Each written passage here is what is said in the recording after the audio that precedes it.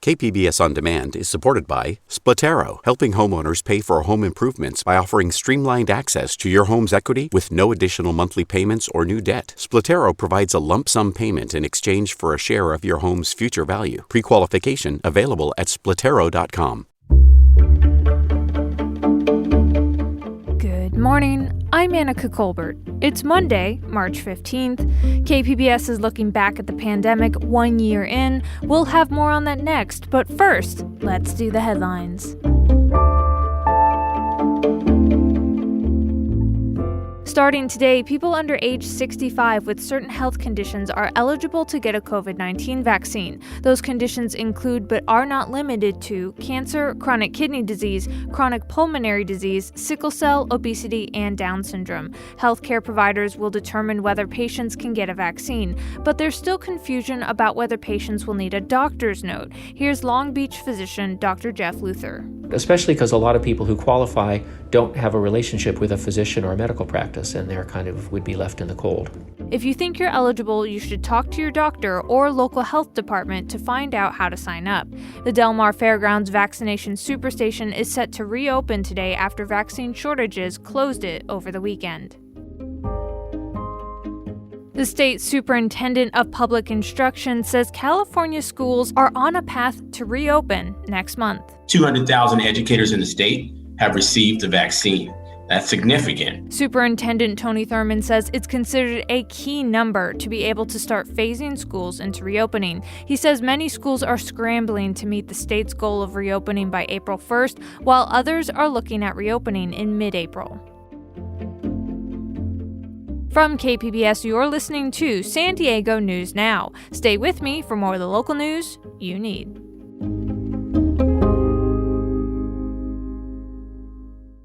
KPBS On Demand is supported by UC San Diego's Art Power, presenting cellist Joshua Roman, performing from his album Immunity, alongside music by J.S. Bach and more. Sunday, June 22nd at UC San Diego's Epstein Family Amphitheater. Reserve your tickets at artpower.ucsd.edu.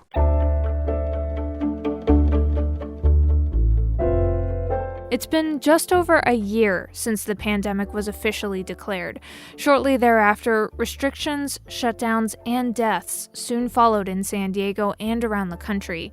Today, KPBS kicks off a series called Pandemic Life, 1 year on. We begin with KPBS's Matt Hoffman, who's taking us back to March 2020. This time a year ago, pandemic hysteria was gripping the nation. The death toll was rising in New York City, while in San Diego, store shelves were out of cleaning supplies. Items like toilet paper and water became hard to find, and gun stores were seeing record sales to people like Daniel Frank of El Cajon. People are getting crazy over this coronavirus, and I want to be able to protect myself and protect my family. There weren't even 100 confirmed cases here yet, but San Diegans were already familiar with the virus. A month before, in February, hundreds of evacuees were flown in from Wuhan, China, and quarantined at MCAS Miramar. That included Frank Wusinski and his 3-year-old daughter, Annabelle. She doesn't understand what's going, why mom's not here. Within days of the first evacuees arriving, San Diego County Supervisor Nathan Fletcher declared a crisis on February 14th. Today, acting out of an abundance of caution, the County of San Diego is taking an administrative action by declaring both a local emergency and a public health emergency. On March 9th, County Public Health Officer Dr. Wilma Wooten announced the first positive test for a San Diego County resident. I will not go into details about the case except to say that the case is a female in her 50s. This San Diego County resident is hospitalized and doing well. At the same time, numbers were rising statewide. Tragically, we now have 6 individuals that have passed away. On March 15th, the governor would issue a first-of-its-kind order. We are calling for the home isolation of all seniors in the state of California. Newsom also took aggressive measures that day to begin mitigating the virus's spread. We are directing that all bars, nightclubs, wineries, brew pubs, and the like be closed in the state of California. We believe that this is a non-essential function. Indoor capacity at restaurants was cut in half and social distancing measures put into place. By this time, San Diego was feeling the financial impacts of COVID-19. Major conferences at the San Diego Convention Center were canceling, schools were closing, then San Diego State students, including freshman Chase Conderman, were sent home from their dorms. It's absolutely nuts that they gave us less than 48 hours notice to get out of here. On March 19th, all Californians were ordered to stay at home. Let's bend the curve together. Let's not regret. Let's not dream of regretting.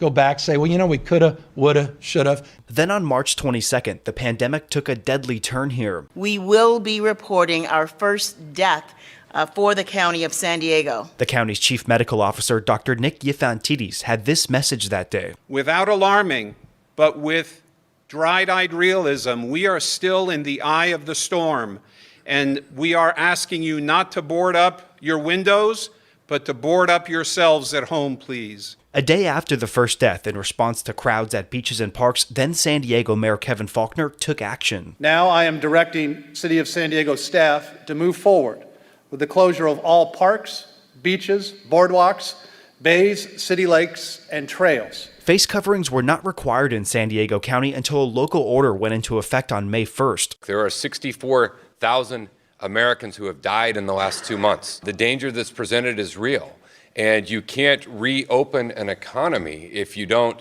have a handle on your public health situation. At first, it was hard to track the virus's spread. Samples had to be sent to the CDC lab in Atlanta for confirmation, and early on, you needed to be showing symptoms or have a doctor's referral to get a test. So this is the swab that's going in your nose. It's only going to go in about an inch to the mid-level here. It wasn't until early May when state-sponsored testing sites were opening up in San Diego for the general public. Okay, and your eyes might get a little watery, and here we go. As summer came, cases rose, and officials warned that we were heading in the wrong direction as parts of the economy began reopening, but it would still be months before the healthcare system saw its biggest test yet, with holiday-related surges in hospitalizations. We know people are hurting out there, and we know they're tired of the pandemic. You know what? We're damn tired of it, too. That was Scripps Health CEO Chris Van Gorder in December when the pandemic pushed the healthcare system to the brink. And that reporting from KPBS's Matt Hoffman. Small business owners were also among those who struggled the most throughout the pandemic, and today we'll hear from Greg Schloss, whose North Park store A&B Sporting Goods closed for good in January. Well, my grandfather started in 1941. In those days, it was a small appliance store where he sold radios and phonographic records and all kinds of small appliances. My father came to work at the store in 1946 after he got out after high school, and he went in the Navy during the war and then came to work for his father. And I've worked there for 40 years. So I was, I think, 22 when I started working there. Team sporting goods, meaning no camping, no fishing, no golf, no things like that. We sold things for, ball players, kids that wanted to play baseball or football or soccer. There was nothing better than having a mom bring her children into the store knowing that you were going to treat them right. You were going to get them exactly what they need, not load them up with a bunch of accessories and things that the kid didn't need until he figured out if he really enjoyed the activity. It rings in my ears when my dad used to tell me, don't be a big shot, just get the customer what they need, and they'll remember and appreciate it. And as they need other things going forward, they'll remember that you treated them well, and they'll come back and get whatever they need on their next visit. The first 3 months of the year were excellent.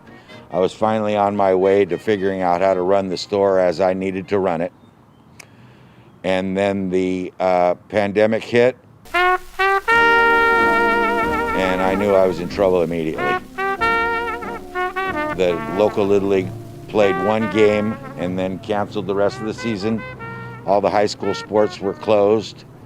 I knew that I was going to have to make a difficult decision. I knew one day things might get back to a semi-normal, but I also knew at that point I was so far behind that regardless of how good business was going forward, I would never be able to relax and run the store as I wanted to run it. I would always feel the pressure of the previous year. I didn't pay myself for almost 7 months, just used whatever money was coming into the store to do the daily operations. And I also knew that there was no pension coming from a sporting goods store. And I didn't want to try to be a hero keeping a business going that was probably not going to survive. So I took the thoughts of my grandfather and my father and just made decisions that were based on the way they affect me on a daily basis, not looking for anybody else to help me get out of the bad situation. I think they would have told me both that I made the right decision. I'm not doing anything now. It's been, as of yesterday, it's been 2 months since I closed the store. I thought that I would feel much differently than I do now. I thought that I would feel like there's a huge weight being lifted off of my shoulders, and it has been financially. But as far as knowing what's next for me, I feel like I'm floating around in a boat to a certain extent. It is hard because I'm a routine-oriented person. I went to the store every day at 7:30 in the morning for 40 years. So that's a difficult routine to stop all of a sudden. That story was produced by KPBS investigative reporter Claire Tregeser and video journalist Nick McVicker. Stay tuned for more on our series throughout this week, on air and online.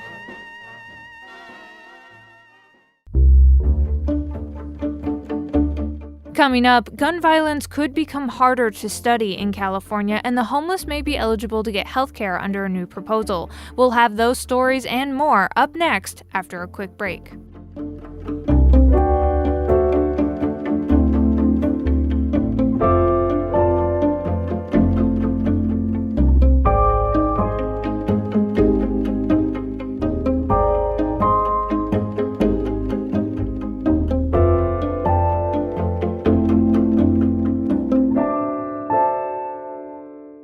KPBS On Demand is supported by Markel Design and Remodeling, helping homeowners with their home remodeling needs. From ADUs to kitchen remodels, room additions, and custom homes, Markel Design and Remodeling can help homeowners design and build their dream homes. More at trustyourhometous.com.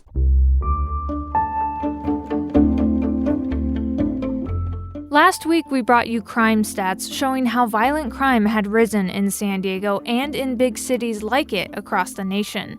But studying gun violence in the state may become harder if a proposed rule change within the California Department of Justice goes through. KQED's Katie Orr reports that some researchers are pushing back. The state-funded Firearm Violence Research Center at UC Davis relies on the California DOJ for much of its data. But now the DOJ is considering whether to limit release of gun violence restraining order data. Research Center Director Garen Wintemute says the rule change would make it harder to complete critical research. There are other ways to do work on firearm violence that will matter without DOJ's data, but there are entire types of studies that can only be done with access to DOJ's data. The DOJ maintains it's trying to protect the privacy of people involved with the restraining order cases, but Wintemute points out the information is already a public record. And that was KQED's Katie Orr reporting.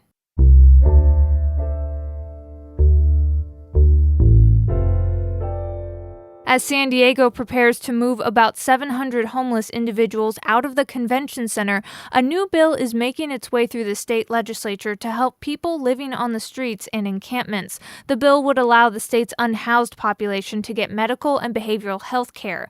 Assemblymember Sidney Kamlager of Los Angeles says the bill addresses an inequity unique to the state's unhoused. They have issues with transportation, maintaining and keeping IDs and records. They might have challenges with mental illness. They don't have a mailing address, and all of those are very real barriers to entry to the traditional healthcare model that we have. Cam Lager says delayed and neglected treatment results in longer and more costly hospital stays when the unhoused finally reach an emergency level of health, a cost that is borne by taxpayers through Medi-Cal. Recently, the federal government has run into a new immigration crisis. They have to find a place to house hundreds of migrant children crossing the southern border without their parents or guardians. The solution could lie at some vacant facilities in Northern California. KQED's Fariha Havla-Romero reports. At the start of the pandemic, President Trump essentially closed down the border for migrants seeking asylum, including an estimated 8,800 unaccompanied children that border authorities expelled in the first 6 months of the policy. President Biden agreed to allow these kids to seek protection here, and more than 9,000 crossed the border just last month. That has surpassed the space at available shelters, which is why they're looking to open temporary influx facilities. Attorney Melissa Adamson in San Mateo is counsel in a settlement that governs how federal authorities treat migrant children in their custody. She worries about the conditions for kids at these influx facilities because they don't have to be licensed by the state like regular shelters do. Whatever influx facility they choose to open, it's really essential that they have safeguards for children and that they have really transparent oversight over the treatment of children. The U.S. Office of Refugee Resettlement houses unaccompanied minors until officials can vet sponsors in the U.S. to care for the kids while they pursue their immigration case. That was KQED's Fariha Havla-Romero reporting. And that's it for the podcast today. Be sure to catch KPBS Midday Edition at noon on KPBS Radio, or check out the Midday Edition podcast. You can also watch KPBS Evening Edition at 5 o'clock on KPBS Television. And as always, you can find more San Diego news online at kpbs.org. I'm Annika Colbert. Thanks for listening, and have a great day.